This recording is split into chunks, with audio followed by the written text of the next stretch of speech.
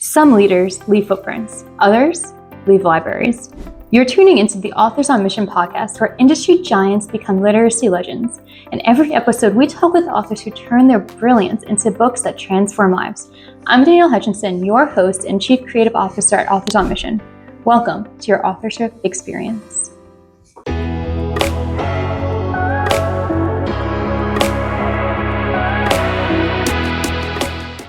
Hello, everybody. Welcome to Authors on Mission, the podcast committed to diving into top-tier insights and strategies employed by established experts in their respective fields. I'm your host, Danielle Hutchinson, Chief Creative Officer at Authors on Mission, and today we have a really special guest joining us. She's a poet, a publisher, a musician, and a creative powerhouse. Flor Ana Mireles. Flor Ana is the founder of Indie Earth Publishing, an author-first independent co-publishing company based in Miami that's dedicated to giving writers the creative freedom they deserved. She's published multiple poetry collections, including A Moth Fell in Love with the Moon, and also a young adult magical realism novel, Eminetta. I'm really sorry if I mispronounced that. We can dive into that later on. But that's good. The newest poetry collection is Vocabulary Lessons in Love and Limerence, which is really a bold departure from her previous nature-focused work. So we're going to dive into that and her writing process and everything else in today's episode. Without further ado, Flor, it's a pleasure to have you on the show. Welcome. Thank you so much. It's an honor to be here. I'm so excited to chat with you. And, usually I'm on the other side, so it's nice to be interviewed for a change, and I'm excited to dive in.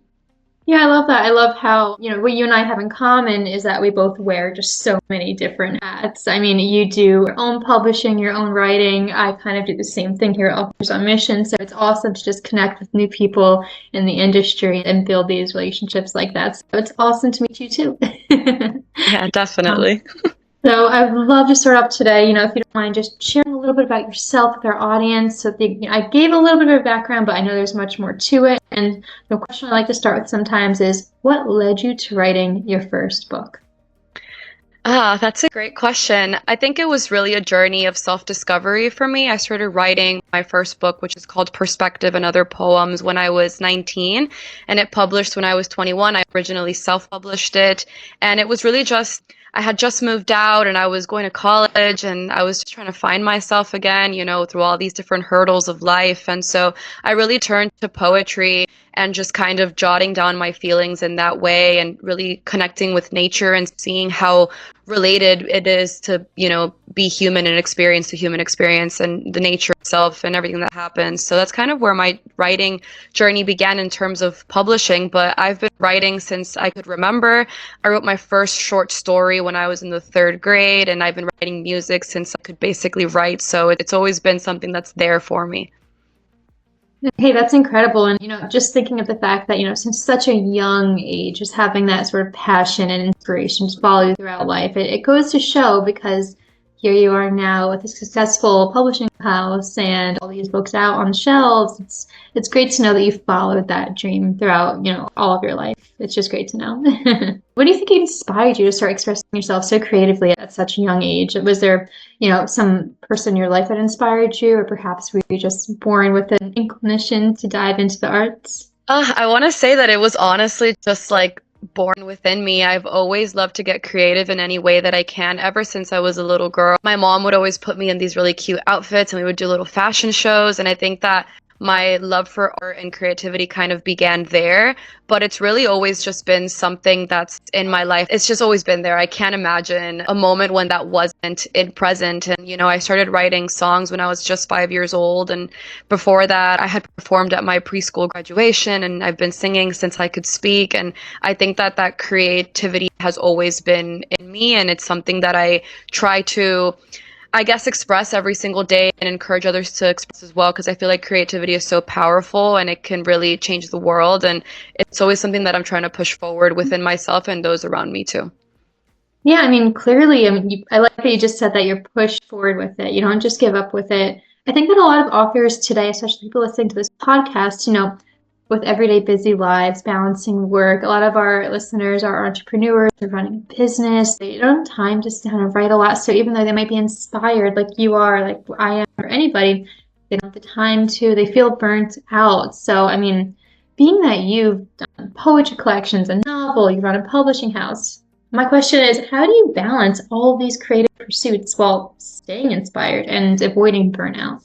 That is a great question, and I will let the listeners know that burnout is inevitable. I've experienced it multiple times, and don't let that be something that stops you from moving forward. Sometimes it's important to take those breaks and, let the creativity reflow in a way.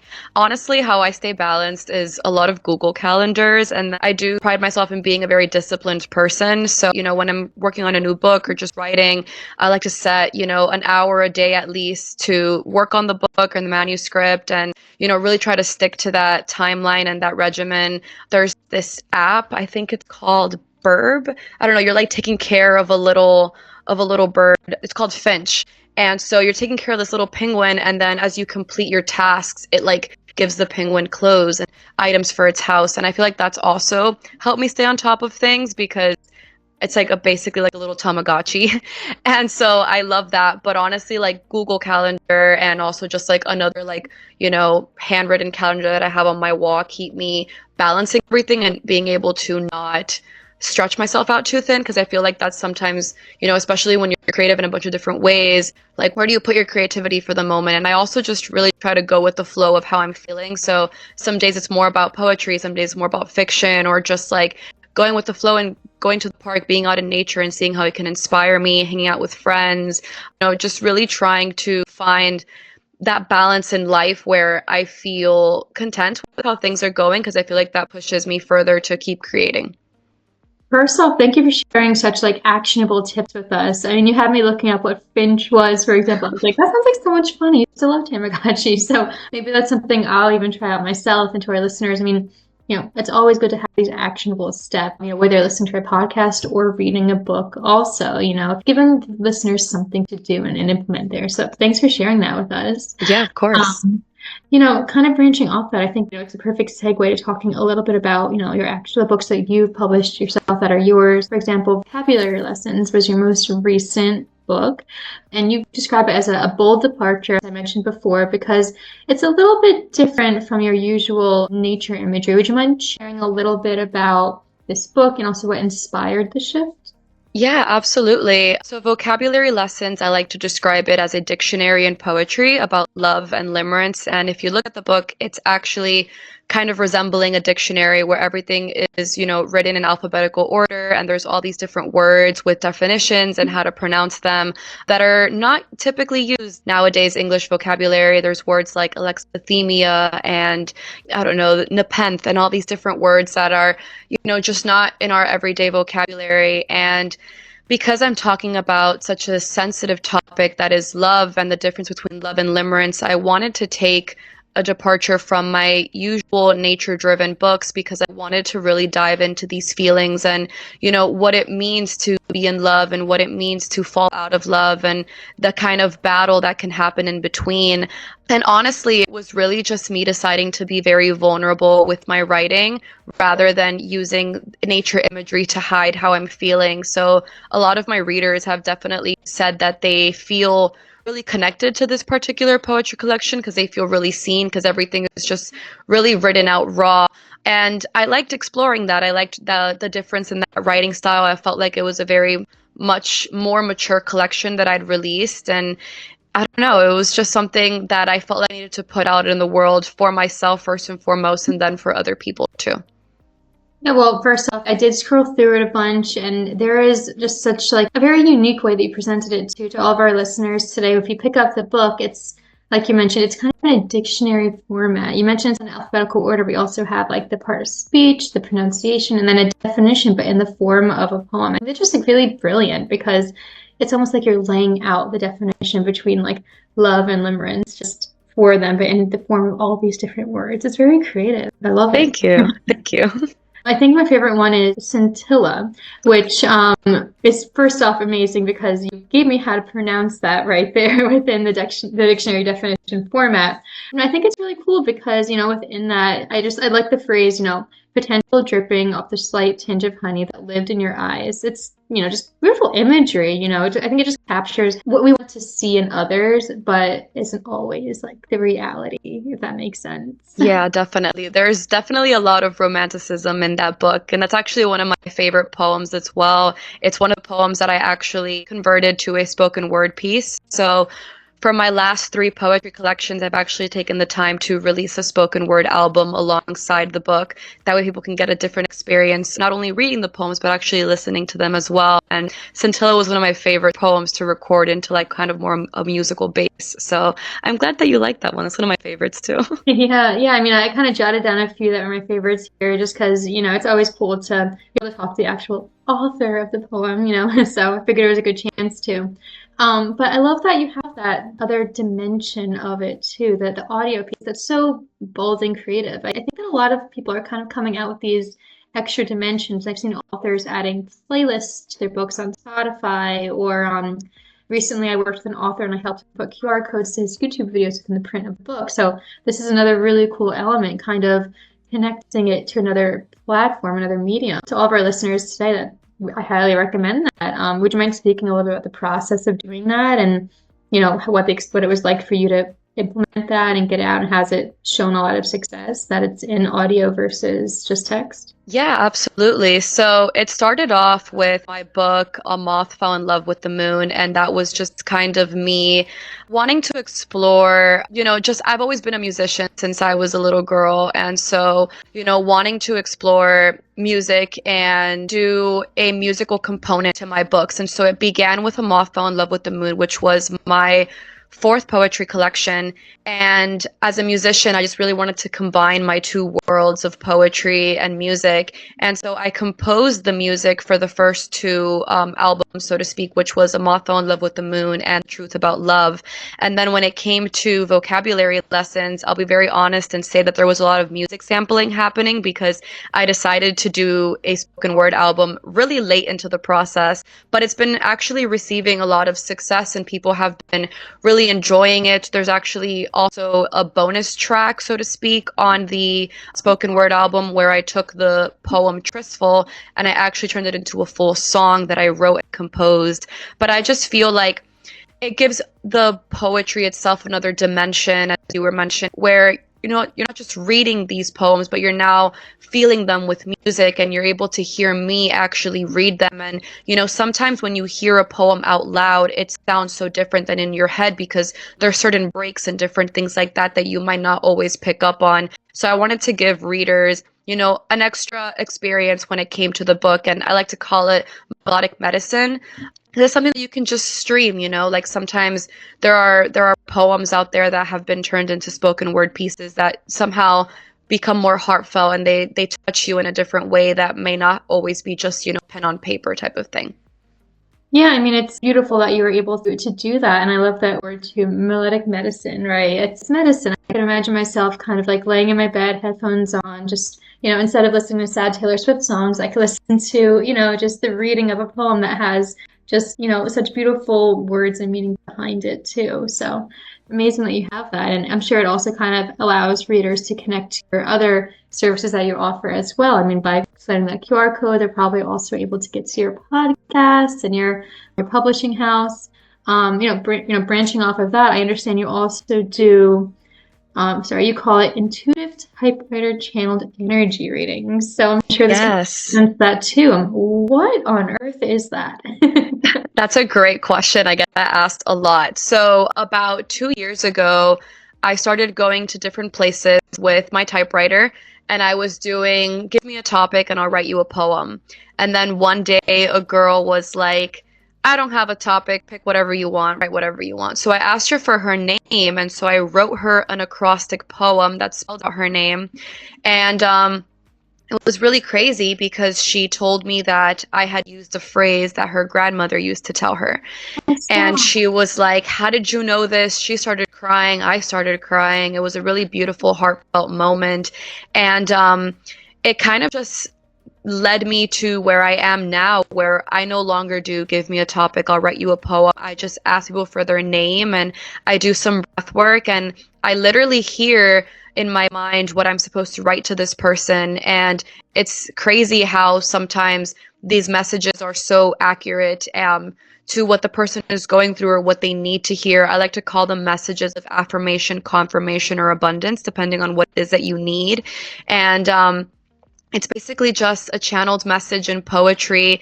And I feel like it's a nice way to keep poetry alive, right? There's people that they're like, oh, poetry isn't for me. But then they're receiving this personalized, written on the spot poem, and they feel more connected to the genre. And, they're able to further connect with themselves. I always put on the back of the paper, thank you for allowing my light to reach yours. And it's a nice message of positivity that I feel like is needed in this day and age when everything is so saturated and, it's so easy to feel like you should give up when, things get difficult. But I always encourage people to pursue. And, I'm a big believer myself that dreams can come true, because I've made a lot of my dreams come true through tenacity and just discipline and that self-love. And it's my way of continuing to share with the world a little bit of light and positivity every day.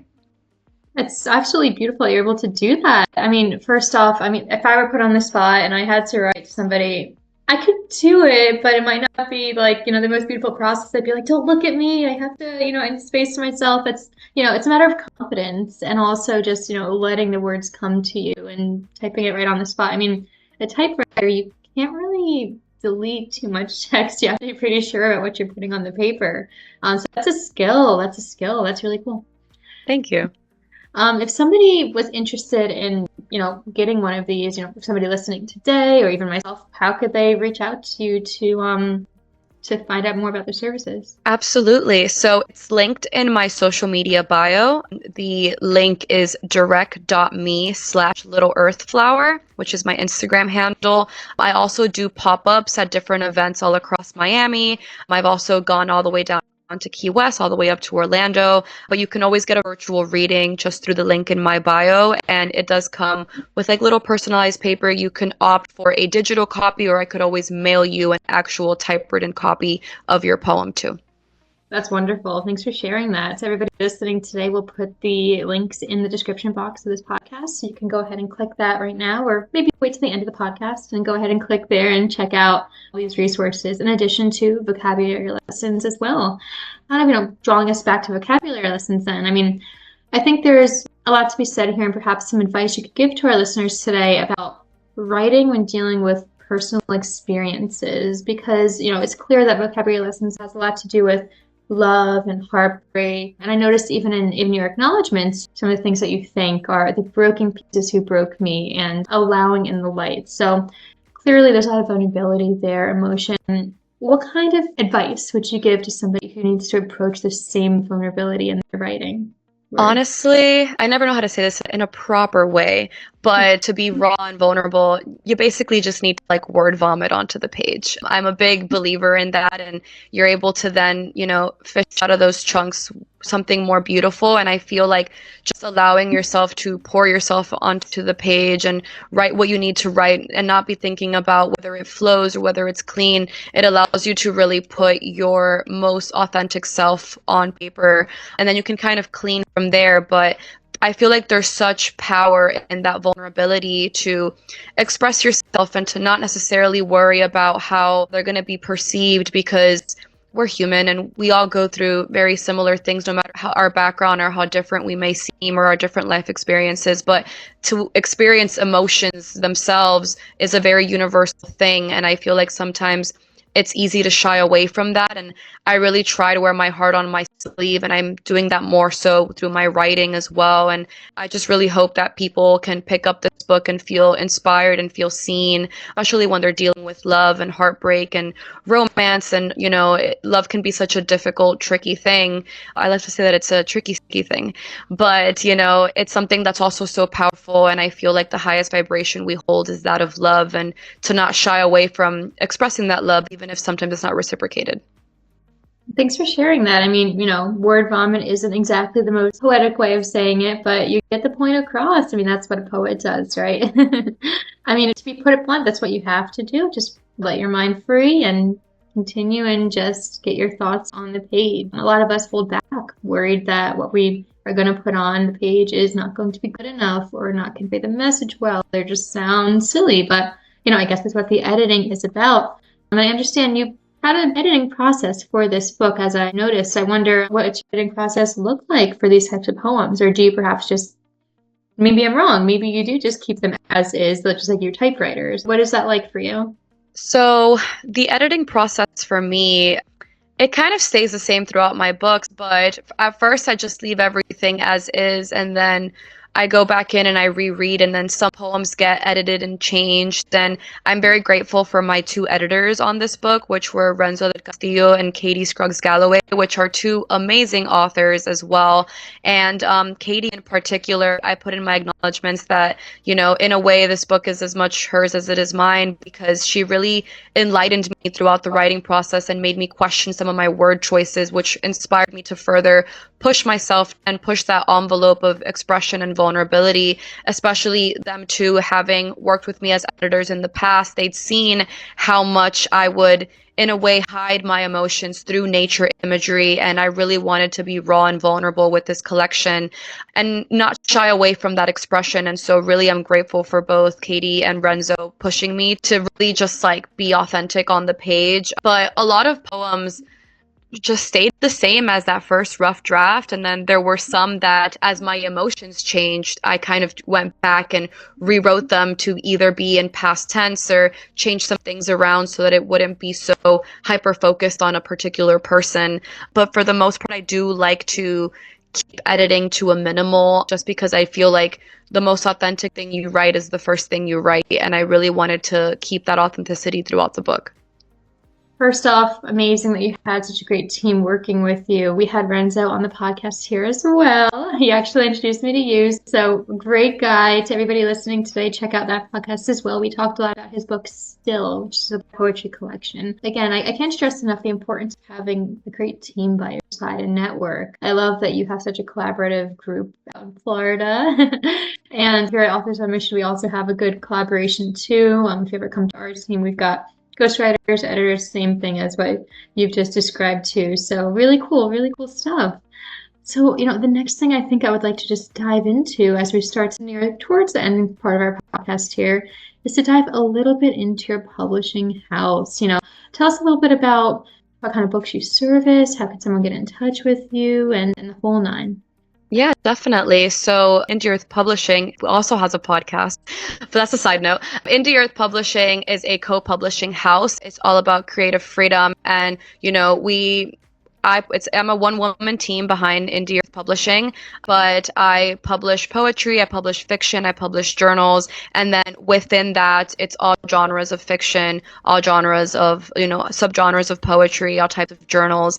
Really, I like to call it the middle ground between self-publishing and traditional publishing, where you have all of the creative freedom as if you're self-publishing without having to worry about margins and metadata and formatting and editing and all of these different things that oftentimes, if you do choose the self-publishing route, you need to pay contractors to do. And so instead of, hiring out all of these different people, you can just, get these services done through this publishing company and then be able to say, I am a published author and I am under this house, rather than being, just saying that you're self-published. I started this company because back when I was self-publishing, I got met with some backlash, and I was trying to get my book into a particular bookstore, and the guy that I spoke to was a manager, and he basically told me that that company didn't work with self-published authors, and it broke my heart because I had put so much love and, effort and time, 2 years actually, into my debut poetry collection, which was doing really well. I'd sold out at 2 Barnes & Noble book signing events, and it was, picking up some traction. And so to hear that I couldn't be featured in their store because I was self-published was heartbreaking. So Indie Earth started off as a self-publishing mentorship program, and I was mentoring people throughout the self-publishing process. And then when I experienced that moment, I asked the 2 authors that I was mentoring at the time, I was like, what if we did something different? What if it's kind of like self-publishing, but you are able to say that you are backed by a publishing company? And so basically, Indie Earth is author first. As I like to say, the majority, up to 80% of the royalties go back to the authors. They really have full creative liberty when it comes to their books. For example, just this past year, we released a poetry collection where everything was written in purple ink, and there were, pictures and selfies, and it was very personal to that author in particular. And so I really like to say that, the world's your oyster when it comes to that process, because a lot of times in traditional and some independent publishing companies, you don't have the creative freedom to really make the book what you want it to be, because they're hyper focused on, sales and how are they going to market this book. And while that is obviously very important, as a creative myself, I think that being able to put out the book that you already envisioned and wanted to bring to fruition is important. And I feel like sometimes that's more important than numbers behind it, especially because I'm a genuine believer that at the end of the day, when you put out a book, it's going to at least impact one person. And I feel like sometimes that one person is enough to push you to keep going in your creative pursuits. Wow. I'm really sorry to hear that happened to you at the bookstore. I mean, that must have been the most terrible thing, after spending so much time and effort and then to have them say no. It's good to know that you didn't stop there and you kind of used that experience to grow from it. And, I mean, that's, what it's all about, right? Yeah, it was definitely a blessing in disguise, because it allowed me to now, I represent over 45 different authors all around the world, not even just in the US. And I'm so grateful for the opportunity to help people put their books out into the world, because I feel like everybody has a message and a voice that's important to share. And sometimes, it's difficult to the traditional and the indie publishing space can be so gate kept. And I really try to break down those walls and barriers and make publishing more accessible for people. Yeah, I mean, amazing that you're doing that. It's something that, allowing somebody to have like a stepping stone, a hand to hold, and someone guide through it so no one has to experience what you experience is just really profound. So amazing that you're doing that. And, we do that here with Authors on Mission, but the difference is you focus on fiction, poetry. Over here, we're mainly for nonfiction books, business books, anything sort of in that realm, or like memoirs and, that. So it's interesting. We kind of have a little bit of balanced dynamic there between both our companies. So really cool to know. And, we also offer tailored services too, but, different genres, sometimes you need a different type of approach for it, right? Like, the more technical stuff needs to be formatted in a certain way, whereas yours can be more free flowing and creative, like purple ink. So really cool. And again, love building new connections like that. So to all of our listeners today, I mean, take this as an example. You never know who you're going to meet, the different, things we'll be able to offer and do and all of that. So my tip for you based on this is, reach out to fellow people in your community, see who you can connect with, and it's only going to inspire even more. So, I'm wondering, as we start to wrap up today, do you have any other bits of advice for aspiring authors, aspiring poets, anybody in your shoes that can use a little nugget of wisdom? I say don't give up on your dreams, and don't be afraid to be your authentic self, because that is needed in this day and age. And you never know who you're going to inspire with whatever it is that you're wanting to create, whether it's fiction or poetry or, even publishing a memoir. It has the power to impact the world and to change the world. And even if it's just in a small way, and I'm a genuine believer in you can make your dreams come true. And, it just requires a little bit of love and tenacity and discipline, but it's definitely doable. And I'm an example of that. And I genuinely just hope that people can listen to this podcast episode and feel inspired to pursue their dreams and pursue their creative pursuits, because what this world needs, in my opinion, is more art and more creativity and more people being vulnerable enough to share their words, because it can just make a difference. I feel like words are very powerful, and that's why people say, what's the saying, words are spells, and that's why it's called spelling and all these different things, because you never know what change can come about from being vulnerable enough to share your authentic self with the world. Thanks for that. Thanks for sharing that. I mean, guys, there you go. There's a little piece of homework for you to take home tonight, is to not give up, keep believing in your dreams. I love everything that you just said. It's important for anybody, no matter what your pursuit is. So thanks for that. Yeah, of course. Thank you. Yeah, and well, that brings us to the end of today's episode of Authors on Mission podcast with the remarkable Flor Ana Mireles. What an enlightening conversation about poetry, publishing, and the journey of creative entrepreneurship. Flor Ana, thank you for sharing your insights on vocabulary lessons and for your experiences building indie publishing. Your approach has just been innovative and inspiring, and I know our listeners will be eager to experience both the written words and the recorded version too. For our listeners who want to learn more about Flor Ana's work, you can find her on Instagram and TikTok at Little Earth Flower, or visit her publishing company at indieearthbooks.com. Check out her Indie Earth podcast as well. And of course, look for vocabulary lessons in stores now. And remember, Authors on Mission is here to empower you with the knowledge and self-assurance needed to become an expert in your own right as well. So we don't merely discuss authors and entrepreneurs, but we immerse ourselves in their world, creating best-selling books and staying ahead of the curve in business trends. So until next time, keep writing, keep creating, and stay on your mission. That's all for now. Flor, thanks for visiting us today. Thank you for having me. All right, have a great day. This is Danielle Hutchinson reminding you that somewhere, someone needs the book that only you can write. Visit authorsonmission.com to start your legacy. Until next time, keep leading, keep inspiring, and keep thinking in chapters. Have a great day.